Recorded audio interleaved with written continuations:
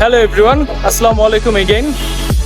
আজকে ঘোরাফেরার মধ্যে আসলাম উত্তরের একটি স্ট্রিট ফুড হবে, যেখানে অনেক রকম স্ট্রিট ফুড একসাথে একটা জোনে সেল করা হয়।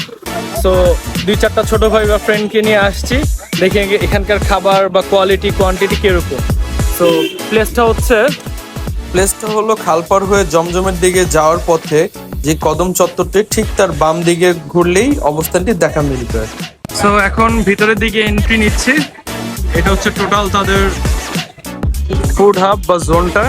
এখানে মূলত ছোট ছোট অনেক রকমের ফুড কার্টগুলো, যারা নিজস্ব নামে নিজের একটা সৌন্দর্যর খাবার পরিবেশ সবকিছু মিলিয়ে একত্রিত হয়ে তারা বিজনেসটা করে।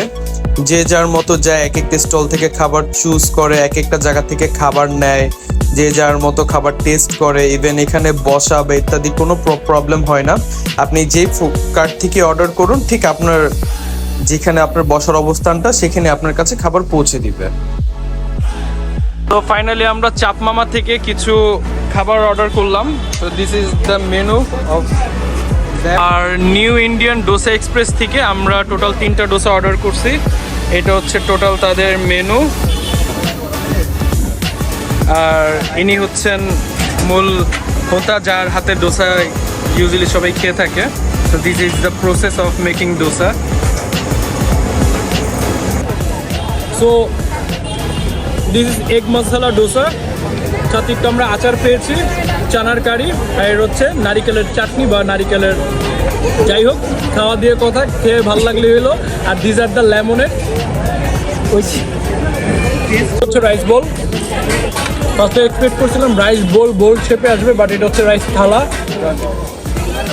এটা হচ্ছে পপকর্ন রাইস বোল, ছোট ছোট চিকেন স্লাইস, একটু স্যালাড, সাথে একটু তেঁতুলের টক আর টমেটো সস দেওয়া।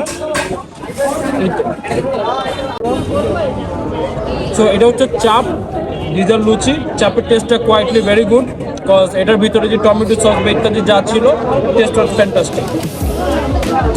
সো ফাইনালি খাওয়া দাওয়া আলহামদুলিল্লাহ করলাম, অনেক কিছু ট্রাই করলাম। সো এখন বিদায় টাইম, বাসায় যাই। ইনশাল্লাহ দেখা হবে নেক্সট ভিডিওতে।